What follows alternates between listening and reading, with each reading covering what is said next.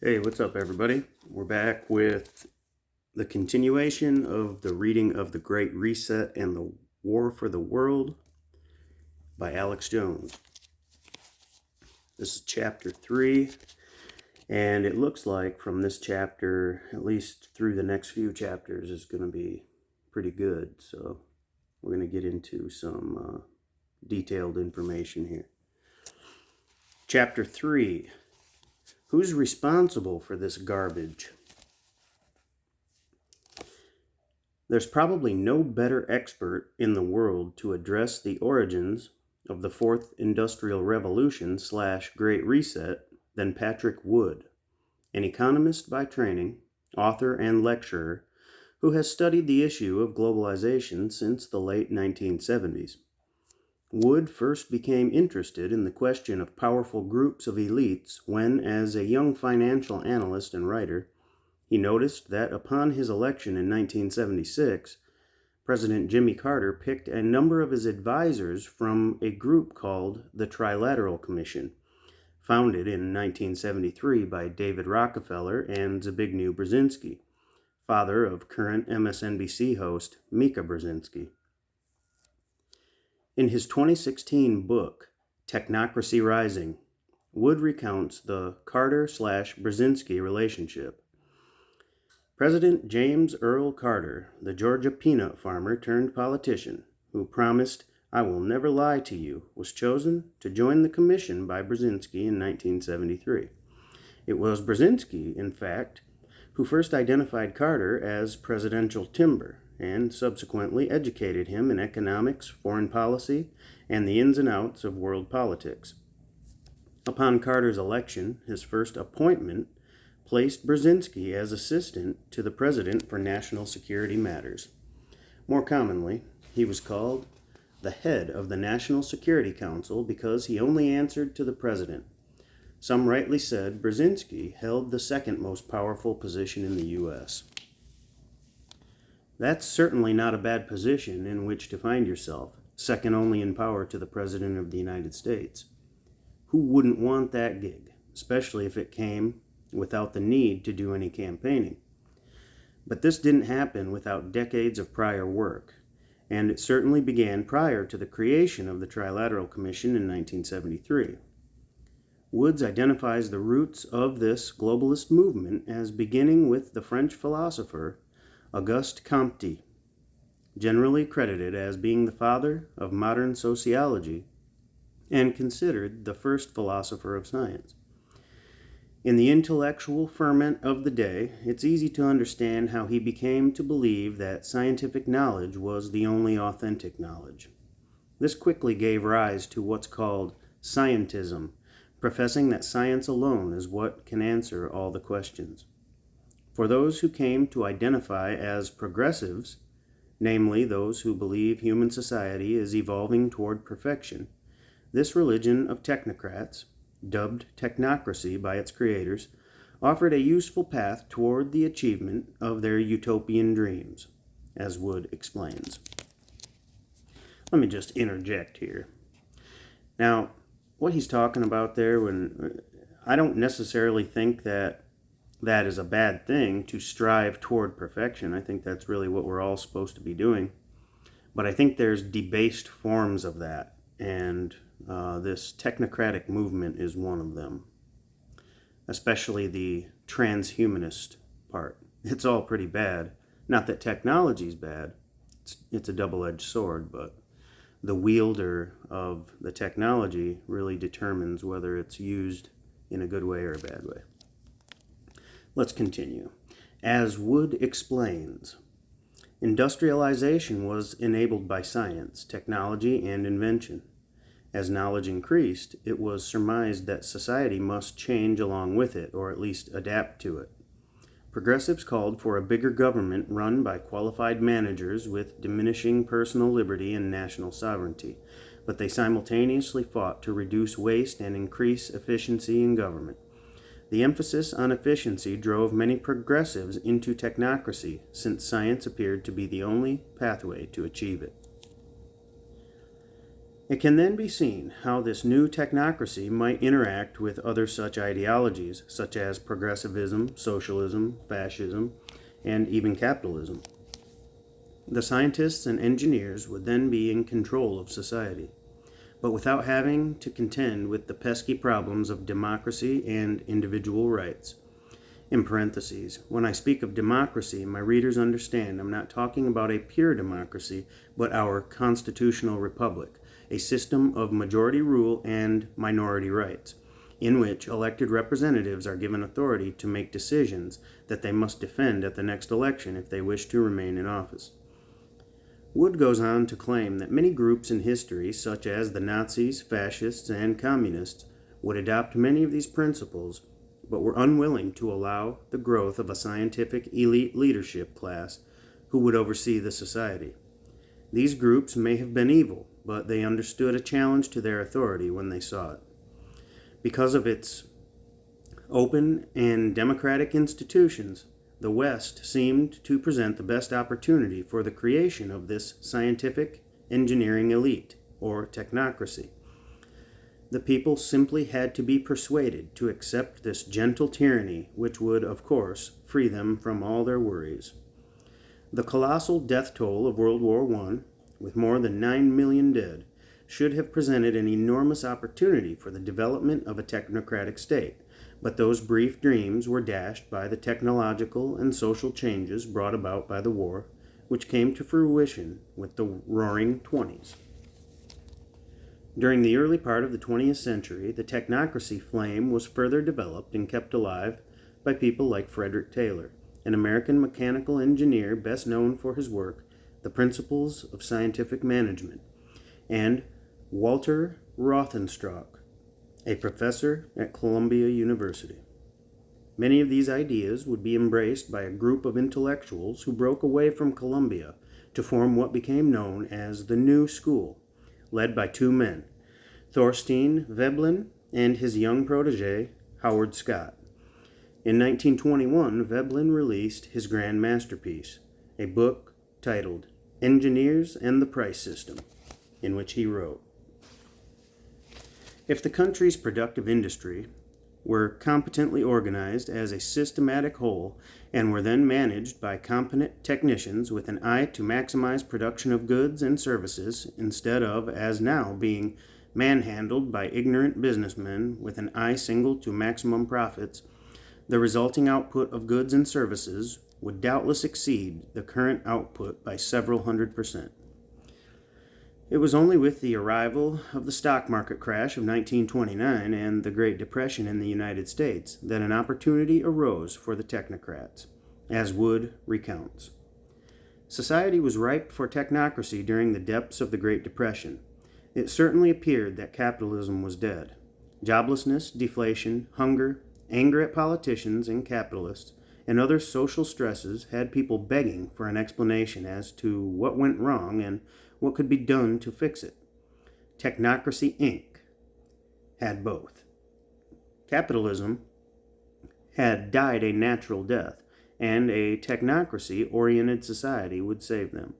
The engineers, scientists, and technicians who would operate this technocratic utopia would eliminate all waste and corruption. People would only have to work 20 hours per week, and every person would have a job. Abundance would be everywhere.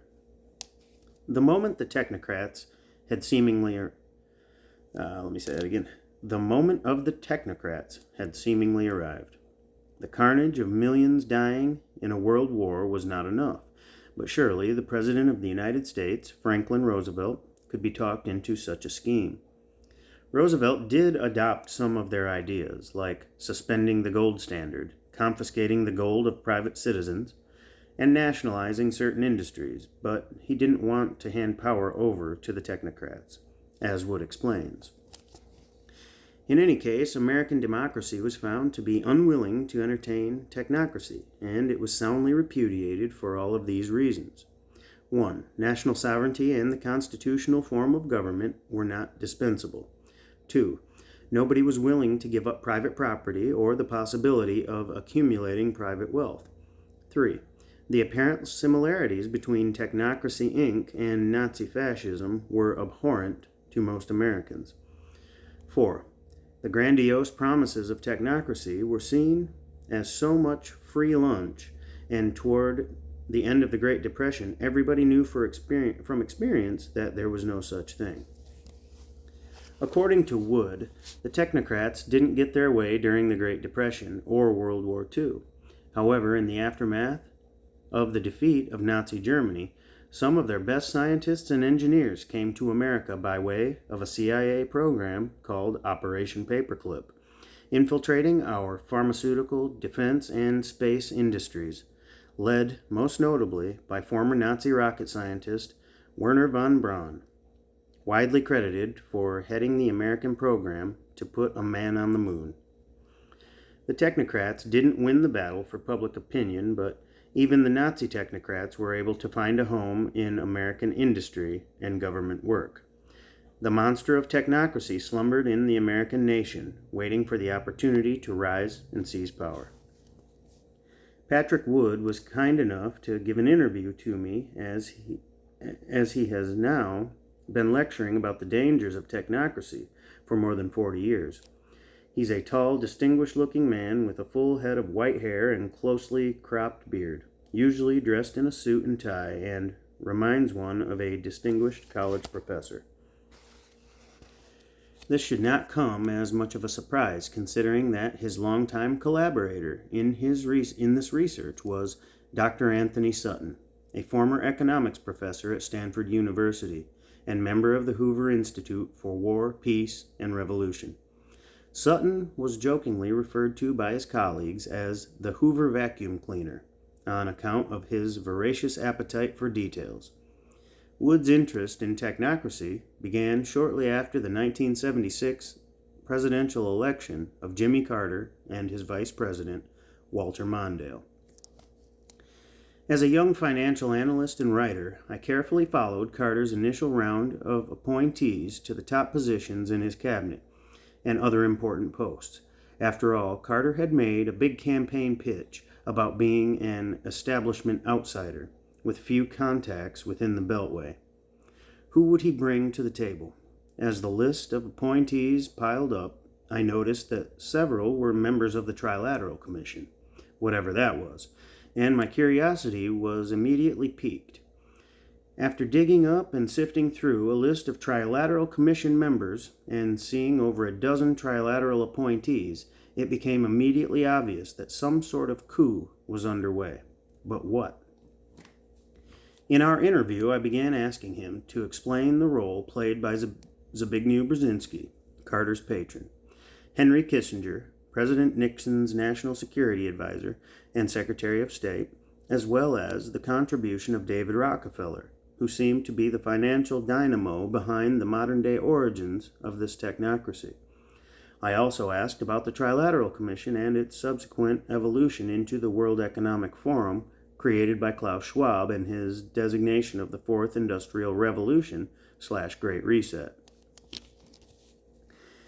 And these are the words of Wood here. Let's start with the Trilateral Commission, founded in 1973. That was the beginning of modern globalization.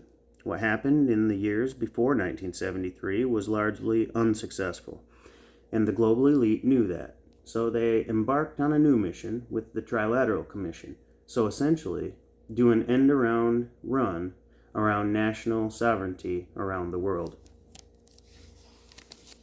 and to create what they called a new international economic order. That was their marching orders. It was created by David Rockefeller, the chairman of Chase Manhattan Bank and from Rockefeller Oil Dynasty. The other founder was a political scientist from Columbia University named Zbigniew Brzezinski. The two of them founded the Trilateral Commission. The significance of Brzezinski being at Columbia University is that he was aware of what technocracy was, because that's where it was developed in the early 1930s. Brzezinski wrote a book called Between Two Ages, America's Role in the Technotronic Era.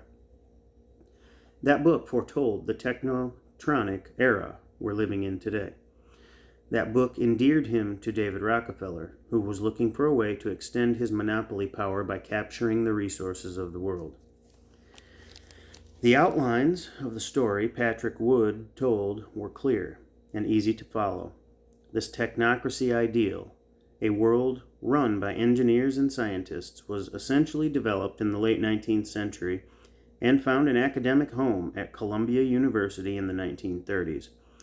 The philosophy did not sway Franklin Roosevelt, but did sway Adolf Hitler, who depended not on politicians, but scientists and engineers to run his Third Reich. Brzezinski further developed these ideas in his book, which caught the attention of David Rockefeller. The technocrats then saw an opportunity to rebrand their philosophy, and within a few short years had captured the presidency with the election of Jimmy Carter and his new national security advisor, Zbigniew Brzezinski. I think it's important to understand that technocracy can't accurately be called communism or democracy. It is best understood as a monopoly on power, held jointly by big business and big government. And, in all honesty, while big government may hold the club, the real power lies with the financial strength of big business. Now, I'll just interject there. Anybody knows that at least, I can't think of his name now. Everybody knows the merger between big government and big business is fascism. And it was Mussolini I was thinking of. That was his definition of what fascism was. Let's continue. The robber barons of old, like the Rockefellers, weren't interested in a vibrant free market.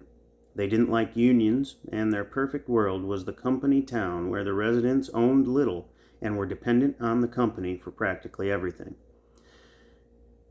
The robber barons were interested in a closed market, a monopoly, or what might look to the public like relatively few players, when in truth the same group of powerful individuals controlled all the various entities.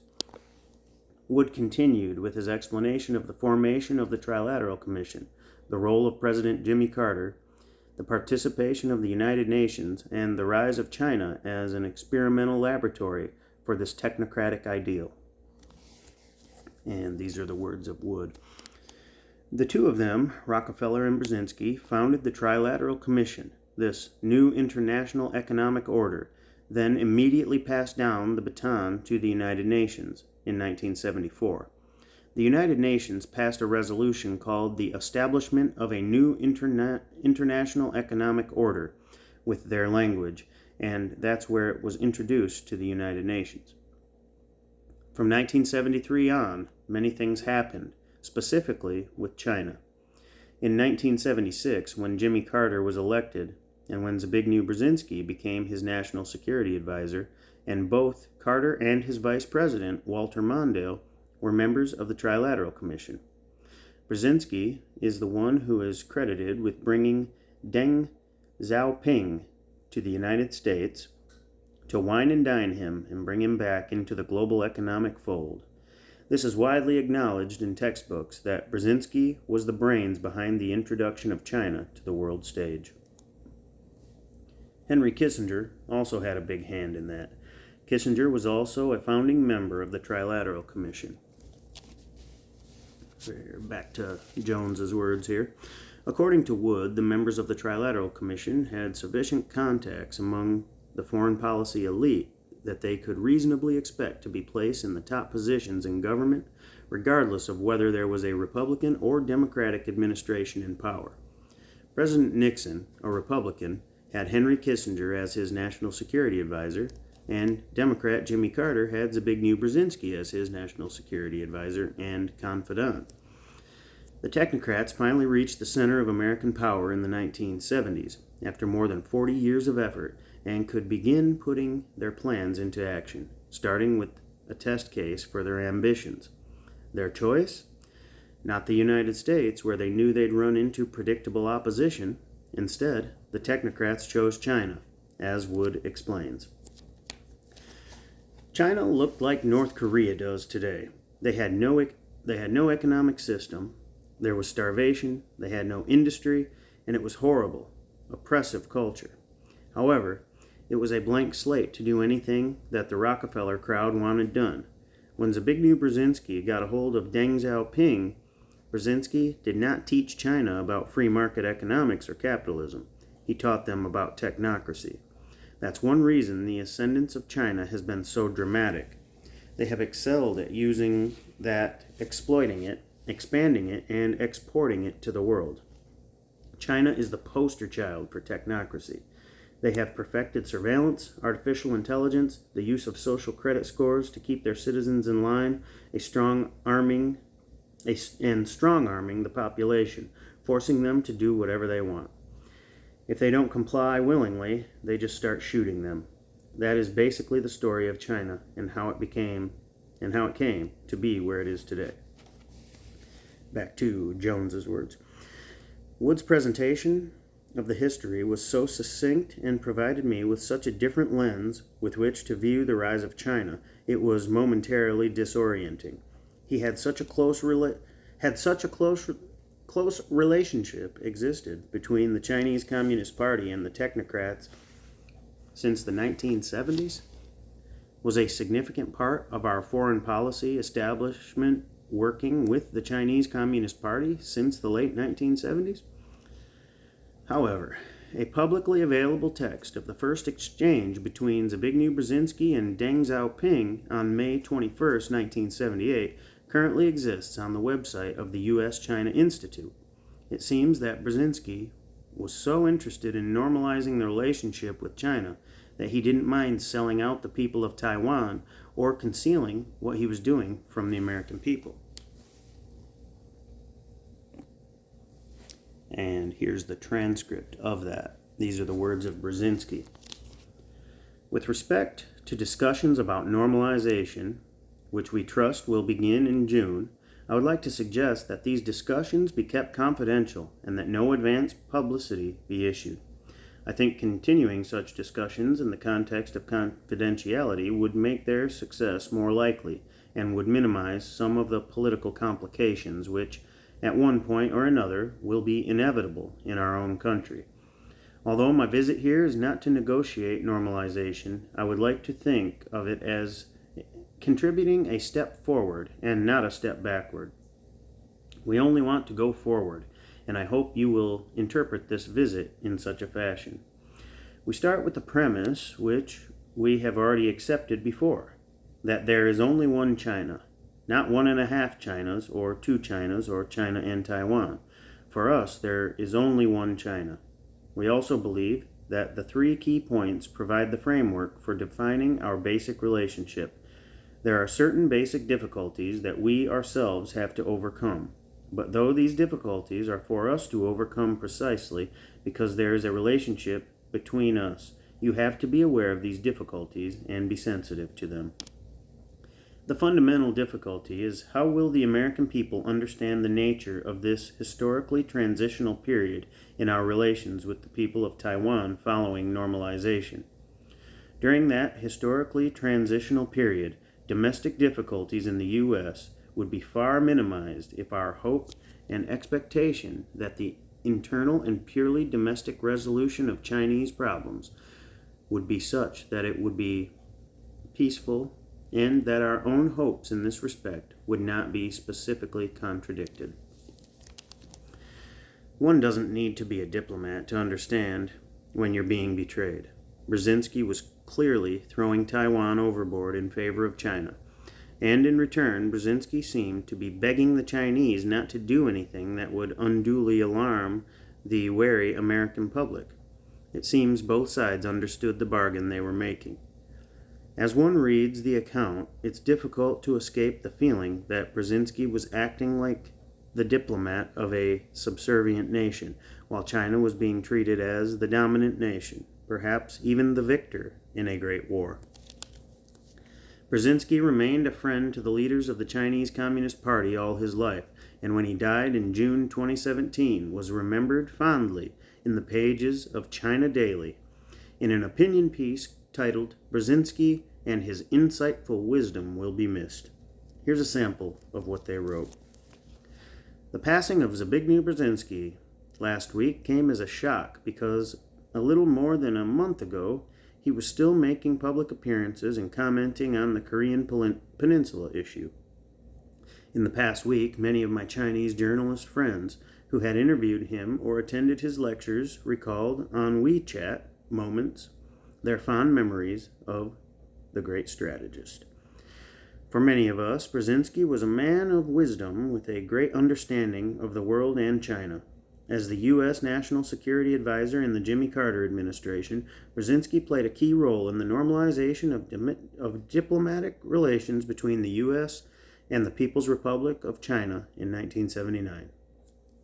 To my generation, Brzezinski was one of several wise U.S. politicians known to Chinese.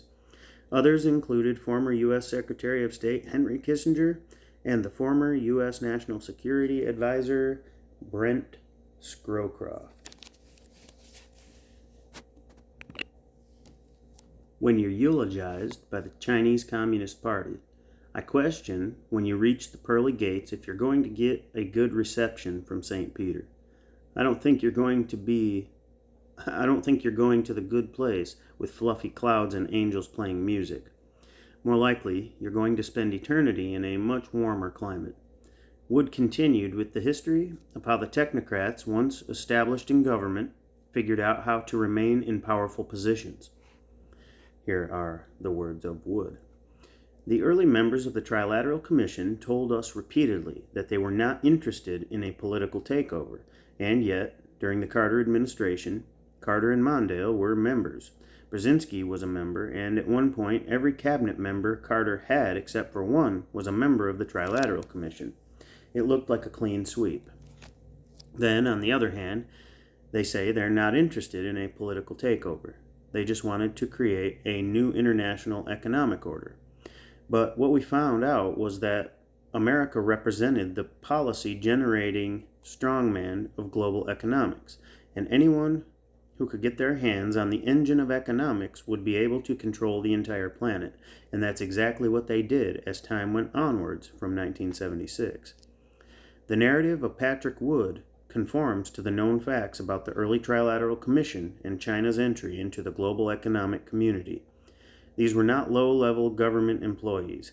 They were the top officials in our government, and they were enacting plans they'd never discussed among the American public. However, they had to work slowly, as they did not have the support of the voters for many of these initiatives. They would need to be present in every presidential administration going forward, as Wood detailed the various administrations. And here's Wood's words once again. These technocrats have represented left and right, liberal and conservative. The political labels mean nothing to them. They operated through the Reagan administration. George H.W. Bush was a member of the Trilateral Commission. Then you had Bill Clinton and Al Gore, both of whom were members of the Trilateral Commission. They both brought into their government many members of the Trilateral Commission. Then, with George W. Bush, you had Dick Cheney, who was a powerful member of the Trilateral Commission. Then you had Obama, who was completely surrounded in his intelligence community by members of the Trilateral Commission. Completely surrounded. The same thing happened, maybe to a lesser extent, in the Trump administration, and now you have the Biden administration. In the interview, Wood went on to tell a curious story about Henry Kissinger simply showing up at the White House and having at least 2 unscheduled meetings with President Trump. This is highly irregular, as meetings are supposed to be scheduled on the daily agenda. And yet it testifies to Kissinger's continuing influence more than 40 years after he left the White House, despite not being able to set foot in several countries around the world who have designated him a war criminal for his actions during the Vietnam War. In what may or may not have been a coincidence, one of these times was right after Trump had fired FBI Director James Comey, as reported by Chris Cillizza of CNN. And here's the report. The White House press pool was called into the Oval Office just before noon Eastern Time for what they expected to be a photo op between Trump and the Russian Foreign Minister Sergei Lavrov, since the two men were scheduled to huddle earlier today. But it wasn't Lavrov they found sitting with the president. It was Henry Kissinger, best known for his role as Secretary of State to President Nixon. Reporters asked Trump about the firing of FBI Director James Comey. Trump responded briefly that Comey was simply not doing a good job. It was apparently lost on Trump that the last 16 hours had been dominated by comparisons between Nixon's Saturday Night Massacre, where he jettisoned the independent counsel investigating Watergate, and Trump's decision to part ways with Comey. Cillizza of CNN claimed that Kissinger's unexpected appearance was just another example of the Trump circus, a whirlwind of incompetence, just a step or two away from disaster. And yet, given what was going on with Trump and the former FBI director, who had just been fired not 24 hours earlier, another interpretation, based on decades of work by Patrick Wood, was plausible. Trump was showing his independence by firing FBI Director Comey, and perhaps Kissinger went in to deliver a threat from the globalists. Kissinger may have thought it would be a secret meeting, but Trump turned the situation around by inviting the press in for a photo opportunity. Kissinger, well into his 90s, couldn't quickly scurry away, but instead sat in his chair looking like nothing more than a shriveled little troll as the press arrived. I defy you to look at that picture and come to any other conclusion.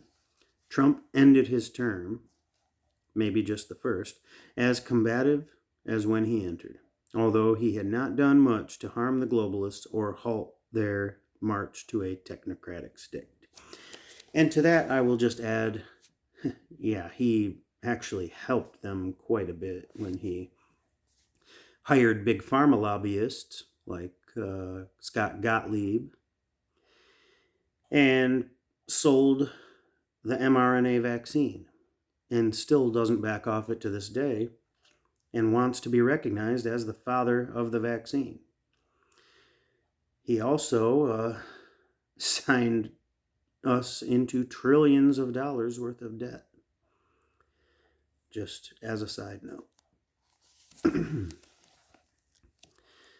I asked Patrick Wood to explain how the Trilateral Commission fed into the World Economic Forum and the Great Reset, and as usual, he had a clear and concise answer. Back in the early days of the Trilateral Commission, they were very reticent to come out and speak about their plans. They did it every once in a while, but we beat them up so badly they decided not to come out and play anymore. They were relatively secretive about their plans and operations. Even David Rockefeller, in his memoirs, admitted that they were very secretive about their meetings and plans. By comparison, the World Economic Forum is made up of the same type of people as the Trilateral Commission, but it has a much broader membership. You have the media, you have the lawyers, politicians, and the CEOs of giant companies. It was the same kind of people you saw in the Trilateral Commission. It has a much broader membership and a much larger one, but still the same mix of people as you saw in the Trilateral Commission. However, the World Economic Forum is completely open about their plans. They have an extensive website with tons and tons of articles that you could get lost in. In the articles, they declare exactly what their plans are. It's also important to note that the World Economic Forum is so tightly wedded to the United Nations that it can be hard to see where the two groups differ at all. Woods describes the path trod by many revolutionary groups, from the communists of Russia and China to the fascists of Italy to the Nazis of Germany. You know the public isn't going to support your message. You lie about your ultimate plans. Let me say that again. If you know the public isn't going to support your message, you lie about your ultimate plans. You convince the good people to surrender or stay silent as you implement your plans. I asked Wood if it was accurate to say that Klaus Schwab and the World Economic Forum were using issues such as sustainable development, climate change, and racism and gender issues as a way to divide people, making them more vulnerable to the plans of globalists. He agreed it was a tactic they used, but said it was also a strategy to keep people from looking too closely at their plans.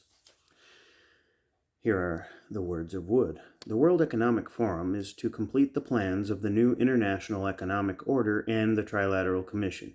That's what the Great Reset is all about. It's been 45, 50 years in the making. The Great Reset is the new International Economic Order. This is technocracy warmed over from the 1930s. It's a resource-based system where they will control all the resources and you and I will own nothing. In fact, Klaus Schwab even says that. You can look it up. And I'll interject there. Yes, it's still on YouTube if you go on there. Last I checked anyway, you can go and look at the little report that the World Economic Forum did talking about how in 2030 you will own nothing and be happy. And they just make it sound great, but it's not great. It's a takeover plan. It is a weapon of war, of information warfare. Sometimes your understanding of an issue depends on when you enter the conversation. If you had entered the conversation within the last 10 years, you might think this all began with Klaus Schwab, the World Economic Forum, and the Fourth Industrial Revolution. However, you'd be sorely mistaken. If you just focused on the work of the Trilateral Commission, you look to Henry Kissinger, David Rockefeller, Zbigniew Brzezinski, and the early 1970s. However, you'd fail to see the links going back to the 1930s at Columbia University. That's why it's often so enlightening to talk to an expert like Patrick Wood. An expert can give a deep historical perspective of an issue that you probably wouldn't otherwise understand. Probably one of the most surprising parts of my interview with Patrick Wood was when he talked about how oblivious many of the early members of the Trilateral Commission were to the unpopularity of their ideas among the public. Wood recalls, there was a paternalistic attitude by members of the Trilateral Commission regarding the rest of the world. They figured since they were the bright ones, the ones with PhDs and that sort of stuff, that they had a leg up on everybody else in deciding what was good and what was bad. We repeatedly ran into this attitude where what they'd say is something like, well, what we're doing is for everybody's good. It's for the global good. So why would anybody take exception to it? We took exception to it and we told them that, but they just couldn't understand why we'd be upset about their plans to help the world. It was just crazy. I still shake my head. This is really the heartbeat of what I call scientism. Scientism sets up science as a god. It's kind of an extension of humanism in a way.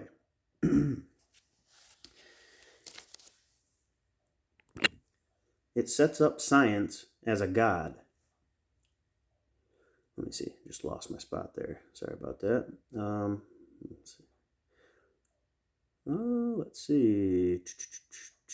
It sets up science as a god that can do no wrong. And they reject any other type of moral, ethical, or biblical restraint. It doesn't matter. All of this is just nonsense to them. And they believe the God of science is the only path to finding out about the nature of man and the universe. This allows them to come up with some very strange ideas about their way of being the only sensible way. And everybody else with a different idea is a crackpot. It's just interesting to note, like, science isn't a bad thing, but we're not even doing science anymore. We're doing scientism, as he said, where now the rulers are so confident in their plans that they're willing to lie to you with statistics and manipulate you and corral you into believing their science when their science actually isn't science. It doesn't follow the scientific method. They're reasoning from conclusions instead of reasoning to conclusions. They have their conclusion set and they're going to reason out to you why it's the correct way by lying to you with statistics. And it's very easy to do. There's even a book written on that, and it just happens to be one of Bill Gates, one of the fathers of the vaccine. It just happens to be one of his favorite books on his reading list, and then it just happens to be what they did to everyone as they were pushing the vaccine, if you can call it that. I found Patrick Wood's comments to be extremely helpful in explaining the mindset of these globalists/technocrats.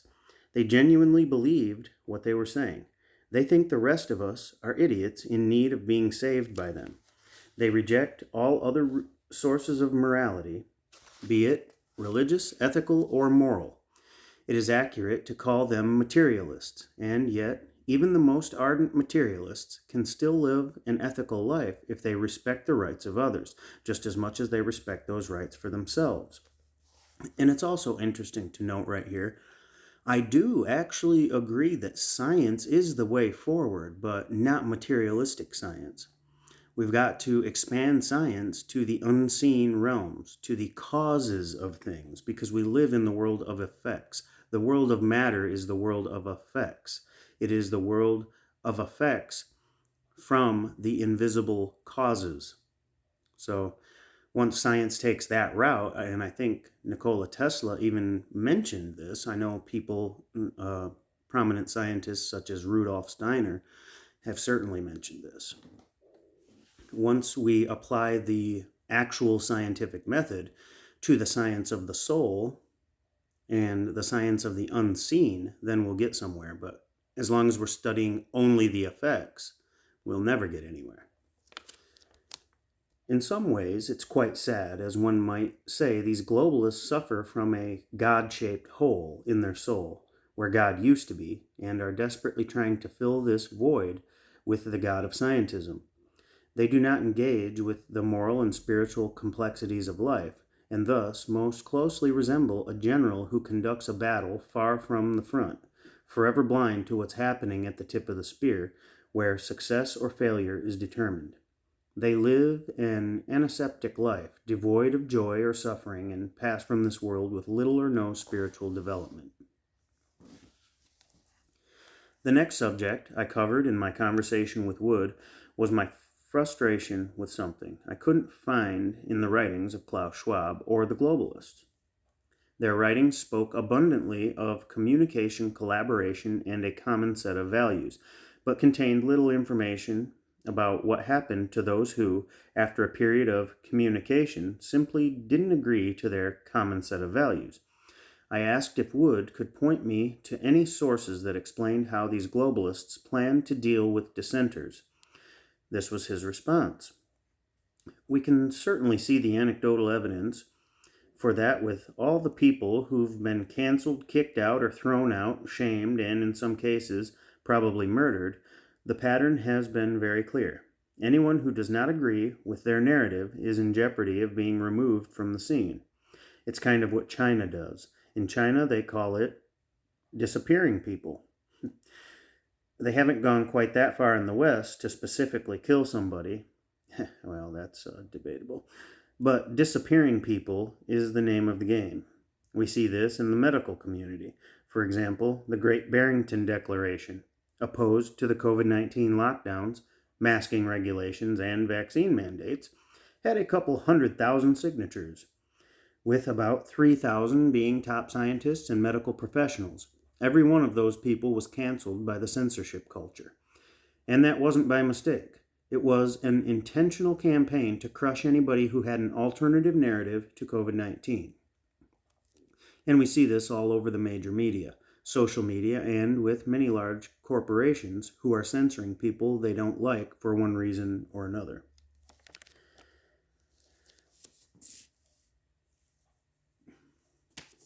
I found it difficult to disagree with anything that Wood was claiming. Anybody paying attention to the media understands that in the past several years, especially since the appearance of COVID-19, there has been nothing less than an assault on free speech. The old answer to the question of speech that people believe to be wrong is, is more speech to counter what is believed to be false. The answer to bad speech is good speech and trusting people to be able to tell the difference. This principle no longer seems to be a part of the operating system of our civilization. Instead, the motives of the speaker were attacked, usually with some of the most heinous allegations possible today, and that person was removed from the discussion on the grounds that many found the comments objectionable or that such speech created a significant risk of public harm. If we lose free speech, we lose our ability to think and can only blindly follow the dictates of those who believe they have our best interest at heart. One of the final questions I wanted Patrick Wood to address was something that has long bothered me because of our tradition of free speech in the West, as well as individual autonomy. We have a different operating system than an individual in China or Russia, which have had a long history of cowering under the dictates of the last authoritarian ruler. Although there have been suspicious deaths of dissidents in the West, I'd agree that little hard evidence has been presented to establish this as a pattern utilized by the powerful in our society. Well, I don't know. Clinton body count. What about that Rolling Stone author who was going to expose the CIA, whose car blew up? You know, Jones has even talked about all this stuff, so I don't even know why he's saying that in the book, but let's continue. I asked Patrick whether he agreed that in the West it would be difficult to force these changes upon us. But if they could somehow get people to acquiesce to their plans or remain silent, that it would greatly increase their chances of success. In other words, they could not succeed by force. However, they could succeed by subterfuge or somehow obtaining our consent, such as the old superstition about how a vampire could not enter a house without the invitation of the homeowner. We needed to invite, or at least acquiesce to, the entry of the vampire of globalism into our house. Wood detailed a specific change to the strategy of the globalists that came around 1974. And here are his words. Richard Gardner, a founding member of the Trilateral Commission and a professor, wrote an article in 1974 in Foreign Affairs magazine with the title, The Hard Road to World Order. You can find it on the internet. It's been scanned. What he said, and this is a direct quote, was, "It will look like a great booming, buzzing confusion, but an end run around national sovereignty, eroding it piece by piece, will accomplish much more than the old-fashioned frontal assault." The game changed in 1973 with the formation of the Trilateral Commission.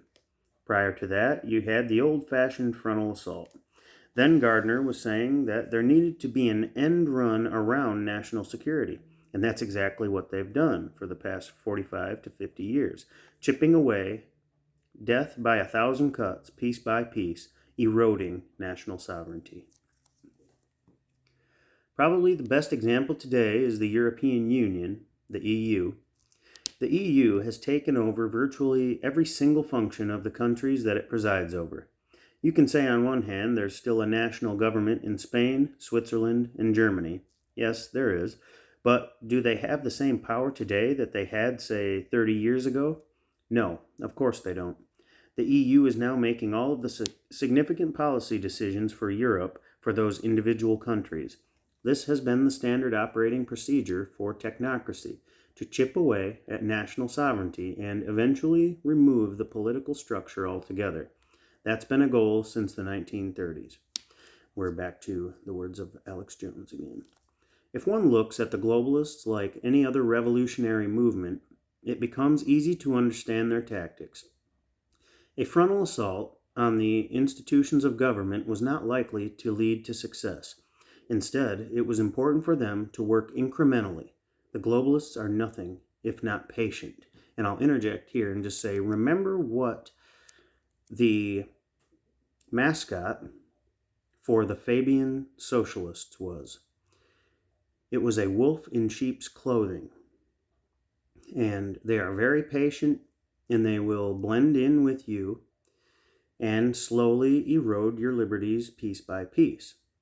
Another good book to read on this is Tragedy and Hope, or Tragedy and Hope 101. And also, I see in the next paragraph, he's talking about Aldous Huxley, and Huxley also mentioned this because he was actually like shoulder to shoulder with these Fabian socialists. His brother and his father, I believe, were both scientists who were involved in the eugenics movement. So listen to his speeches. He did a speech, well, he did an interview with Mike Wallace, like in the 1970s, I think. And then he also did a speech at UC Berkeley called The Ultimate Revolution, where he comes right out and says, yes, the elites do plan to use pharmaceutical methods to take over. essentially, to take over the world when they're ready to launch their final revolution, and that is exactly what we're seeing. Even prominent scientists like Rudolf Steiner have warned of this and said that it has been a long plan that the elites plan to inject you with things that will basically degrade your mind. And the end goal of that would be to, in Steiner's words, to eliminate the idea of God from humanity completely. He said that's what their plans were. As we wrapped up the interview, Wood suggested three things to me. First, he suggested I reread Brave New World, written by Aldous Huxley in 1933. The same year, technocracy established itself at Columbia University. In Brave New World, there's no political structure, said Wood. The world is run by the scientists and engineers. The book was a direct attack on technocracy, so I suggest you reread it to see what things have come to pass and what might be ahead. Second, he suggested I simply go to the website for the World Economic Forum and read their papers. It's all out in the open, he said. Third, he suggested I read the work of Israeli academic Yuval Harari, probably the most important advisor to Klaus Schwab. If you want to understand Klaus Schwab, you need to understand Yuval Harari. He's got some pretty strange ideas. He's all about transhumanism and the singularity. His latest book, called Homo Deus, which means man is now God, gives you a good idea of the man's humility. And if you've seen any of the speeches given by Harari, he's just, he is a complete materialist, believes that man will become God through merging with machines, and that the new humanity will just be cyborgs, and that we need to eliminate the rest of humanity by, putting them on drugs and giving them video games to distract them while they can slowly just eliminate the rest of unneeded humanity. That's what he says. You can actually just go and look up his speeches. He says that there is no God, there is no soul, all of this is fake news, and that it is their responsibility to evolve humanity to where they believe humanity is supposed to go. And this is incredibly satanic in my view. And if you're following any of my other readings where I read about esoteric philosophy and the ideas of Rudolf Steiner, you will know that Rudolf Steiner warned about this for a very, very long time. He was so far ahead of the curve on this. He was talking about this in like the early 1900s or prior. So yeah, it's just insane. It's kind of an inversion of what true esotericism wants. It's a debased form of occult or esoteric ideology. If you're not familiar with that, I do suggest to start studying that, but yeah, it's just a complete inversion, and what will eventually lead to what Steiner calls the eighth sphere. This particular type of ideology that these technocrats have will lead to what Steiner calls the eighth sphere. And this is if you're familiar with his works, we're witnessing the rise of Ahriman right now. Their ideas to merge humanity with a denser form of material by creating machine bodies. This is their words, not mine. They really believe they're going to be able to transfer their minds into machine bodies. And in my opinion, that just, if you follow esoteric philosophy, you're trying to disentangle from matter. You're trying to disentangle the soul from the material realm through trials and tribulations, leveling up. But this is actually putting you into a deeper form, a deeper state of matter if they get their way. Essentially imprisoning you here in the material realm when your evolution is supposed to be spiritual, and we're supposed to be heading to higher spiritual understandings and realms. But anyway, I don't want to get too far off track.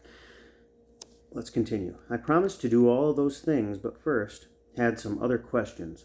I wanted to know more about David Rockefeller's book, where he discussed the early Trilateral Commission, and the book Between Two Ages, which first brought Columbia University professor Zbigniew Brzezinski to the attention of the aged billionaire. In 2002, when he was 87 years old, David Rockefeller published his 517-page autobiography, Memoirs. Chapter 27 is titled Proud Internationalist and details some of his pursuits in that area. After opening with a day in his life, October 23, 1995, in which he met various friends at the 15th anniversary of the United Nations, including Fidel Castro, Rockefeller then turned to his critics. And here are the words of Rockefeller. For more than a century, ideological extremists at either end of the political spectrum have seized upon well-publicized incidents such as my encounter with Castro to attack the Rockefeller family for the inordinate influence they claim we wield over American political and economic institutions. Some even believe we are part of a secret cabal working against the best interests of the United States, characterizing my family and me as internationalists, and of conspiring with others around the world to build a more integrated global political and economic structure. One world, if you will. If that's the charge, I stand guilty, and I am proud of it. So there you go. He admits it right there in his book, Memoirs. It's a bold paragraph which does several things. First, he paints himself as a centrist by claiming that he's attacked by ideological extremists at either end of the political spectrum. He mentions the claims of those who assert he's part of a group of internationalists, and instead of denying these claims, he proudly confesses to being a supporter of an integrated global political and economic structure. One world, if you will. It's a disarming approach. And yet he also engages in the demonization of his enemies. While you may believe the populist label is a new insult wielded by the left, it's a little surprising to read the vitriol with which Rockefeller uses the populist label against his enemies on the far right or left in 2002. The anti-Rockefeller focus of these otherwise incompatible political positions owes much to populism. These are the words of Rockefeller again here. Let me start over. The anti-Rockefeller focus of these otherwise incompatible political positions owes much to populism. Populists believe in conspiracies, and one of the most enduring is that a secret group of international bankers and capitalists and their minions control the world's economy. Because of my name and prominence as the head of Chase for many years, I have earned the distinction of conspirator-in-chief from some of these people. Let's imagine we put David Rockefeller in the witness chair of a courtroom and cross-examined him. He is the head of one of the largest banks in the world and criticizes his critics of the left and right, who question how Rockefeller and his fellow rich people are manipulating the world's economy. If we weren't dazzled by Rockefeller's wealth, would we accept him as a credible person to discount the claim that wealthy bankers were controlling a lot of the world? No, we would not. Rockefeller used much the same approach of lightheartedly dismissing his critics when he discussed the establishment of the Trilateral Commission. Rockefeller wrote, "No organization with which I have played a founding role has attracted as much public scrutiny and attention as the Trilateral Commission. Pat Robertson has insisted that Trilateral is trying to create a world government and claims that it springs from the depths of something evil. My son Richard, when he was a student at Harvard in the 1970s, told me his friends assumed that Trilateral was part of a nefarious conspiracy." If we have a little different take on what Rockefeller is saying, he admits that presumably some of the smartest students in the country, those at Harvard University, didn't trust the Trilateral Commission. But Rockefeller did provide information about the founding of the Trilateral Commission and admits it was his idea. And here are his words again. The idea for an organization including representatives from North America, Europe, and Japan, the three centers of democratic capitalism, resulted from my realization in the early 1970s that power relationships in the world had fundamentally changed. The United States, although still dominant, had declined relatively in terms of its economic power as both Western Europe and Japan recovered from the devastation of World War II and entered a period of dramatic economic growth and expansion. As a result, the comedy, not comedy as in haha, but comity, that characterized relationships among these regions for more than 2 decades had deteriorated alarmingly, and I believed something needed to be done. When it comes from Rockefeller's own pen, it's easy to understand why some populists might call him the conspirator-in-chief.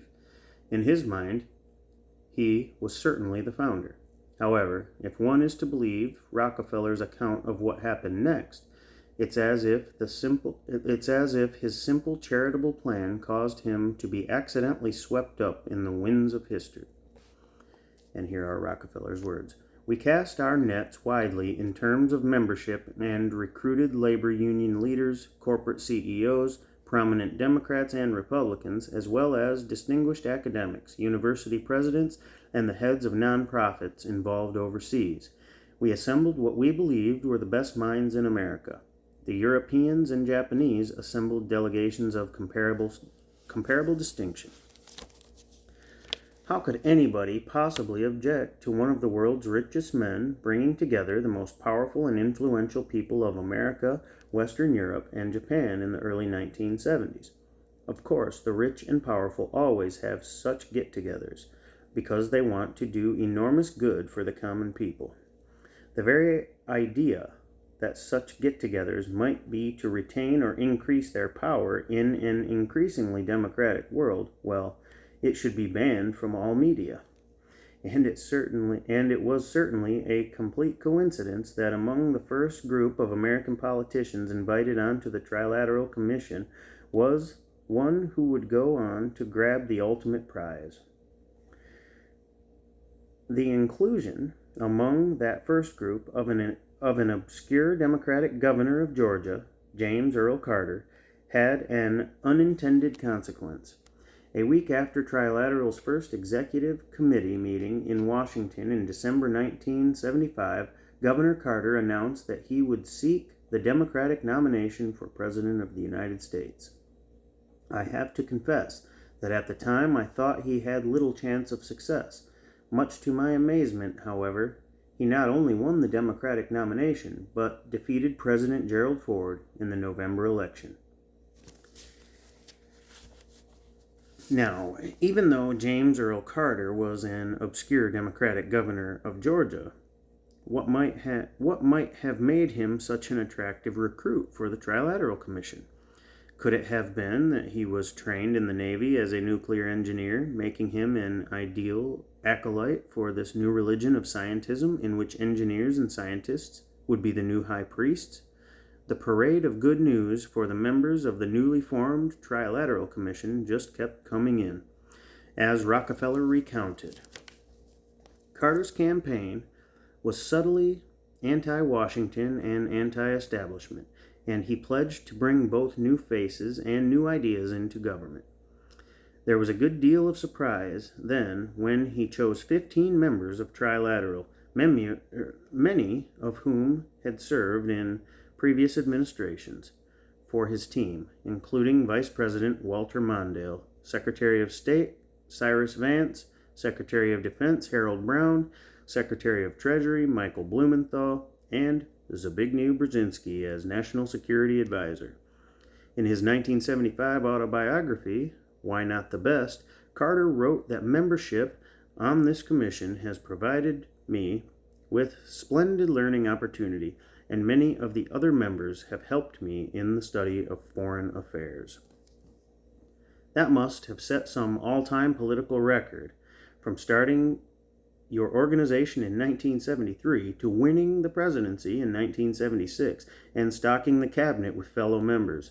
and while some who knew their history would no doubt recollect that Carter quickly became bogged down in various problems, such as the Iranian hostage crisis, runaway inflation, and gas shortages, even a new president from the opposing party couldn't seem to break free of the Trilateral Commission. Rockefeller wrote, in 1980 presidential primary campaign, for instance, one of Ronald Reagan's supporters ran an advertisement that stated, "The people who brought you Jimmy Carter now want you to vote for George Bush," and highlighted the membership of both in Trilateral. I'm not sure how many votes were changed by this ad, but such is the nature of politics in a democratic society. I should note, however, that President Reagan ultimately came to understand Trilateral's value and invited the entire membership to a reception at the White House in April 1984. When I read that paragraph, it only brings a sense of sadness to me, seeming to show that Reagan also had to eventually knuckle under to the power of the globalists. Maybe he just wanted to keep his enemies close. Maybe it was simply about retaining power, the common flaw of most political leaders. I will give the final word to David Rockefeller from the end of his chapter, Proud Internationalist. But before we read the words of David Rockefeller, let's highlight what happened to Ronald Reagan. Many people think that he meant well when he came in, and he may have. And I can see that argument. And what kind of lends credibility to that is that he did not want Bush Sr. as his VP. He did not want H.W. Bush as his VP. He made that very clear. After he made that very clear, it wasn't too long after that he was shot miraculously. Now, it would be speculation to say that there was a connection to Bush unless we had valid evidence, which I believe we do. John Hinckley was actually a family friend. His brother was set to have dinner with Neil Bush that night, I believe. I believe it was Neil Bush that John Hinckley's brother was set to have dinner with that night, and then John Hinckley shoots Reagan. John Hinckley was close to the Bush family and was likely an operative and carried that out. Just to note. All right, let's get back to David Rockefeller's words here. These organizations reflect my belief in the principle of constructive engagement. As an intelligence officer during World War II, I learned that my effectiveness depended on my ability to develop a network of people with reliable information and influence. Some may feel this technique is cynical and manipulative. I disagree. Such an approach enabled me to meet people who were useful in advancing goals and gave me opportunities to form lasting friendships that have greatly enriched my life. It's just interesting because, reading that and then looking back at his previous quote, it almost sounds like he showed up and gave Reagan an offer that he couldn't refuse. Back to Jones's words. I will leave it to you to decide whether that passage comforts you in the belief that the wealthy and powerful are looking out for your best interests, or whether that passage fills you with stark, raving terror. Rockefeller provided the financial muscle for the Trilateral Commission, but the intellectual firepower came from former Columbia University professor Zbigniew Brzezinski, and his 1970 book, Between Two Ages, America's Role in the Technotronic Era. There were only 19 used copies of the original hardcover version available on Amazon, so I spent $49.50 to purchase one of the few remaining copies. Patrick Wood had given me good advice when he said I should get a copy, as it opened a clear window into the globalist mindset. Like Schwab, after him, Brzezinski spent much of the first portion of the book reciting history, and the rapid pace of changes. There's a technique that persuaders will engage in to gain your acceptance. They begin by telling you things with which you already agree, and once trust has been established, ever so gently try to lead you to their position. This is how Brzezinski opened his book. And these are the words of Brzezinski. The paradox of our time is that humanity is becoming simultaneously more unified and more fragmented. That is the principal thrust of contemporary change. Time and space have become so compressed that global politics manifest a tendency toward larger, more interwoven forms of cooperation, as well as toward the dissolution of established institutional and ideological loyalties. Humanity is becoming more integral and intimate even as the differences in the conditions of the separate societies are widening. Under these circumstances, proximity, instead of promoting unity, give rise to tensions prompted by a new sense of global congestion. As the opening of a book by a Columbia University professor, it's not bad. It's a little wonky, but sets up a duality for you between unity and division. We feel excited, and at the same time we feel anxious, pretty much how most people feel all the time. However, it's only when Brzezinski reaches Part 4, the American Transition, about 200 pages in, that he starts to lay the groundwork for his new revolution. He characterizes our war with England as the First American Revolution, the Civil War as the Second American Revolution, and the time period after World War II as the Third American Revolution. And Brzezinski starts to engage in the same kind of breathless, gee-whiz, ain't technology great hyperbole that Klaus Schwab will use decades later. And it's interesting to note right here when he points out that Brzezinski says that the Third American Revolution happens in the time period after World War II, because remember what happened after World War II. We brought all of the top Nazi scientists over here in that operation, which was talked about earlier, called Operation Paperclip. And NASA was subsequently set up by a Nazi war criminal named Wernher von Braun. That's a fact. You can look that up.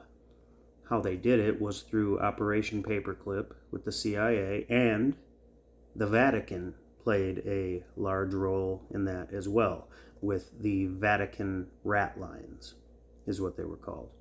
The Vatican was able to obtain passports for these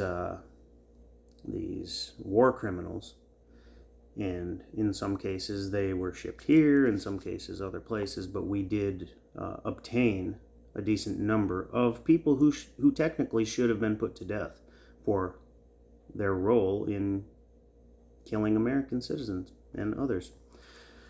But no, that's not how we do it. We have a technocratic elite who has a different plan, and that's why we're where we're at today.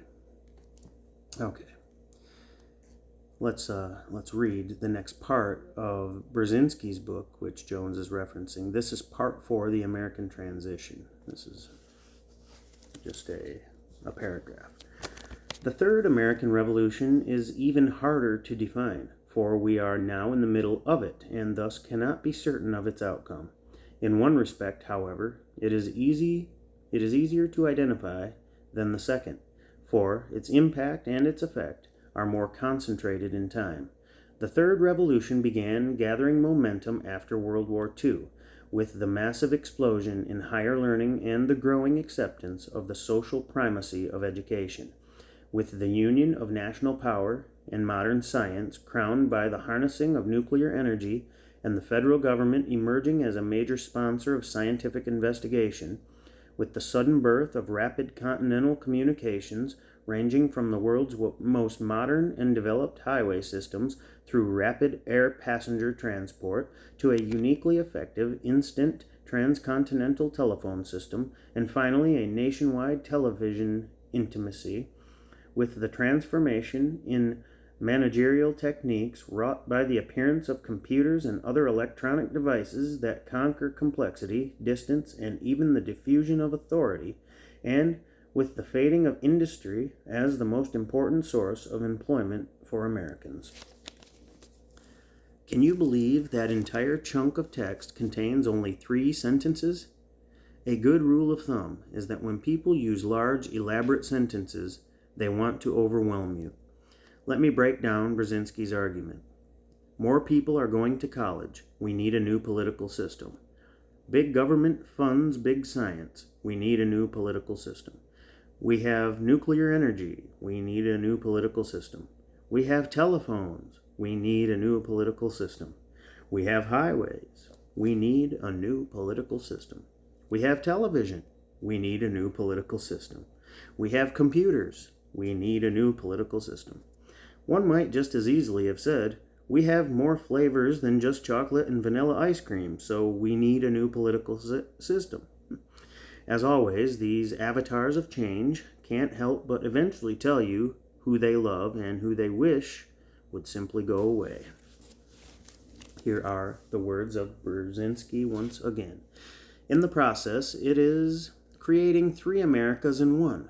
There's the emerging of New America, symbolized by the new complexes of learning, research, and development that link institutions of higher learning with society and create unprecedented opportunities for innovation and experimentation, in addition to sparking increased interest in the fine arts and culture, as is evidenced by new museums and art centers.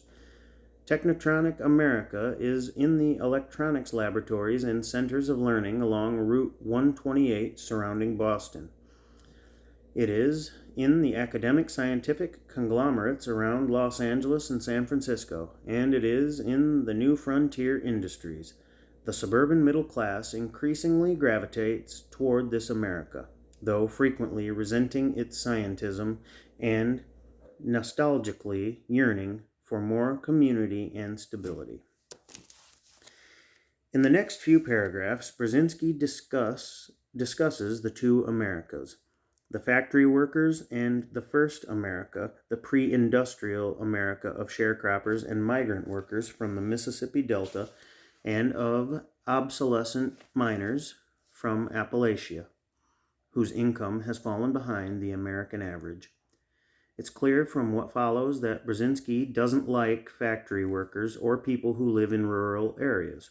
His people of choice are those who worship institutions of higher learning, have an appreciation for the fine arts and culture, and long to be part of some academic scientific conglomerate, preferably around the cities of San Francisco, Los Angeles, or Boston. However, it would be a mistake to associate Brzezinski with the radical socialist left, which would like to take more control over resources. Brzezinski doesn't trust the government, but apparently trusts the rich people, specifically the technocrats. And here he is again. The government, as an expression of the national will, increasingly tends to be seen as unable to direct and coordinate national change effectively. It appears to neither articulate national goals nor to develop a sense of national direction. This feeling of uncertainty about national purpose is also magnified by the fading of the established political elite that has guided the nation since World War II. Primarily composed of men coming from the eastern seaboard and connected with legal, corporate, and high financial circles, the political elite provide a sense of continuity within the framework of a pragmatic liberal consensus on the nature and character of modern industrial society. Brzezinski is genuinely telling the public that the problem is rich, powerful men from the eastern seaboard. However, his later answer would be to replace them with people like Henry Kissinger, David Rockefeller, Zbigniew Brzezinski, and George H.W. Bush, all rich, powerful men from the eastern seaboard. And since we live in a democracy where the use of raw power is generally frowned upon by the population, Brzezinski is clear about how the media must be used by the globalists. And here are his words. The courtship of the press and the mass media is a necessary concomitant of courting the masses, since the masses are influenced not only by direct appeal but also through the intermediary of an image, which is in part built up by the media themselves. The desirability of this image puts a premium on advocating the immediately popular and the fashionable, rather than on formulating broader objectives by focusing attention on basic philosophical questions concerning the meaning of a modern society. The globalists are telling us directly how much they need to use the media to influence the public. It's even better if you can attach your persuasion to some sort of, quote, image. Therefore, it's not that we disagree about whether vaccines are being safely monitored, but that those who think that there are some safety concerns being overlooked are, quote, anti-science. If you disagree about some governmental program, then that must mean that you are a, quote, right-wing terrorist. Brzezinski seems to suggest how their plan would unfold. And here are his words again. More directly linked to the impact of technology, it involves the gradual appearance of a more controlled and directed society. Such a society would be dominated by an elite whose claim to political power would rest on allegedly superior scientific know-how. Unhindered by the restraints of traditional liberal values, this elite would not hesitate to achieve its political ends by using the latest modern techniques for influencing public behavior and keeping society under close surveillance and control. I have to note that these globalists don't understand that they can't really seem to convince the public and need to use techniques for influencing public behavior and keeping society under close surveillance and control. With these people, it's always about controlling others. It's like a pathological state, the equivalent of a religious fanatic, always believing the end of the world is just around the corner. Technological developments make it certain that modern society will require more and more planning. Deliberate management of the American future will become widespread, with the planner eventually displacing the lawyer as the key social legislator and manipulator. This will put a greater emphasis on defining goals and, by the same token, on a more self-conscious preoccupation with social ends. And those were, again, the words of Brzezinski there. Brzezinski wants the engineer and the scientist to displace the attorney and the judge. What do you mean we need the courts and elections? We have science and social ends, and if the message isn't completely clear to you, Brzezinski will tie up all the loose ends at the end of his book. And here it is. To sum up, though the objective of shaping a community of the developed nations is less ambitious than the goal of world government, it is more attainable. It is more ambitious than the concept of an Atlantic community, but historically more relevant to the new spatial revolution.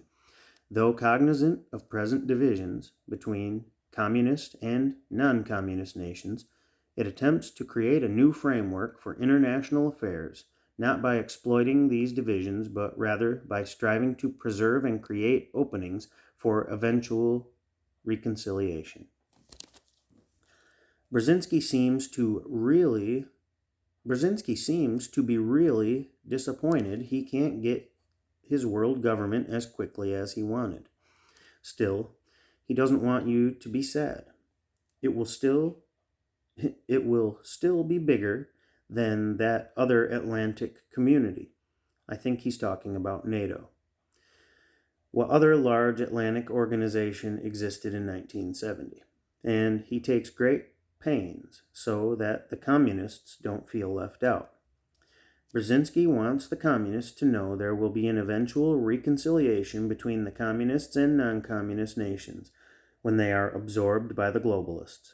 In the view of the globalists, their model is the best of both worlds, efficient capitalism with zero political freedom. They will buy your soul and your silence with their technological marvels. It's like we've gone back to the days of Mussolini and Hitler, who will, at least, make the trains run on time. Everything old is new again. What could possibly go wrong with their plan to disenfranchise the rest of us without PhDs. One of the people who was not taken with the globalists of the Trilateral Commission in the 1970s was United States Senator Barry Goldwater, who famously ran against President Lyndon Johnson in 1964 for the presidency and lost in a landslide. However, time has not been kind to Johnson, who is now almost universally believed by historians to have been a crooked politician and a liar of immense proportions about our progress in the Vietnam War. By contrast, the historic judgment of Senator Barry Goldwater has only risen with the passage of time, with even his political opponents acknowledging the man's honesty and integrity.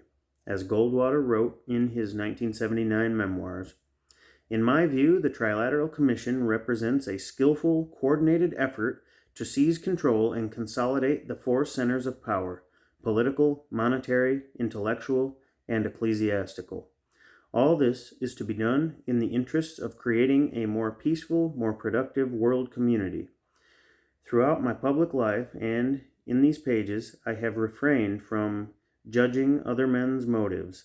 I have no such hesitancy about judging their wisdom and the results of the actions taken." Goldwater saw the Trilateralists as an existential threat to the division of power in the United States, which had kept us free for more than 200 years. He was especially concerned about a report presented at the plenary meeting of the Trilateral Commission on May 30th and 31st, 1975, in Kyoto, Japan, which detailed their plans for a centralized economy, centralized political control through Congress, and a program to lower the job expectations of college graduates. In other words, increased misery for everyone. Goldwater was also concerned that, and these are Goldwater's words, the report also suggested it would be helpful to impose prior restrictions on the press and restructure the laws of libel to check the power of the press. It seems to me I've suffered as greatly from an abuse of press as any man in public life, but I get an itchy, uncomfortable feeling at the base of my spine when somebody suggests that government should control the news. Goldwater was attacked in the media as savagely as anybody of his time. However, he understood the importance of a free press, even when it wasn't fair.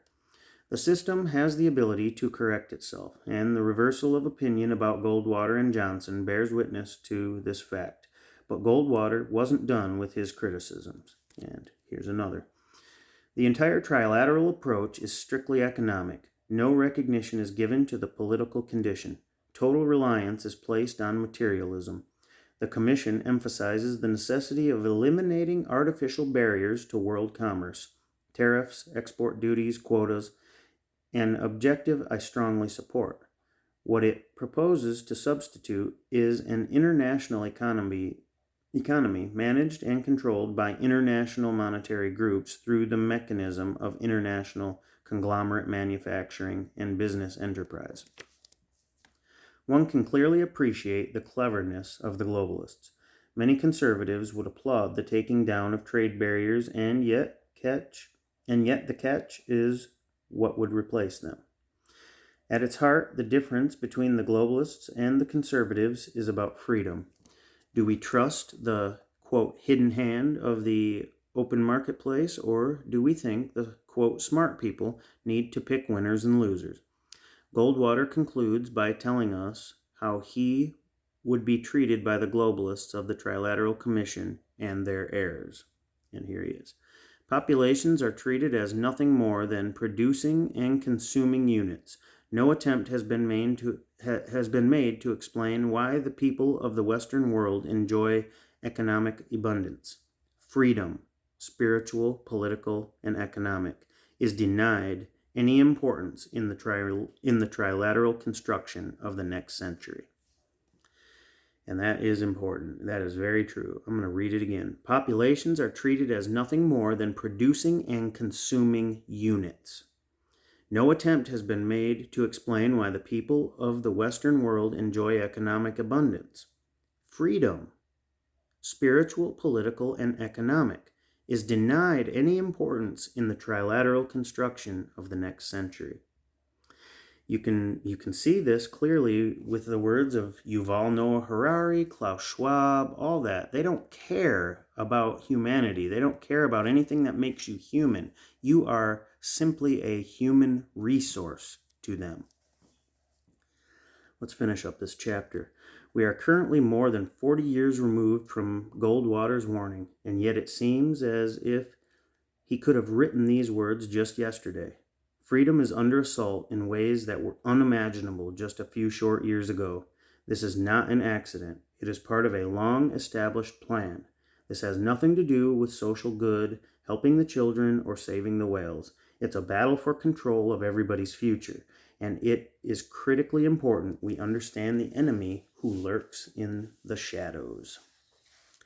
And that is going to do it for Chapter 3. Chapter 4 is all about COVID-19 and how they weaponize that, so you will definitely want to tune in to that when we get to it.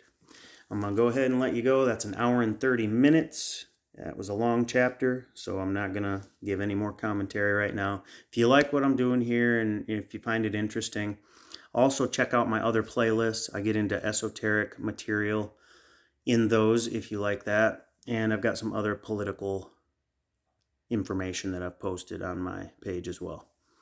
Go ahead, like, subscribe, share if you feel inclined to. If you don't, then that's fine. That's your prerogative.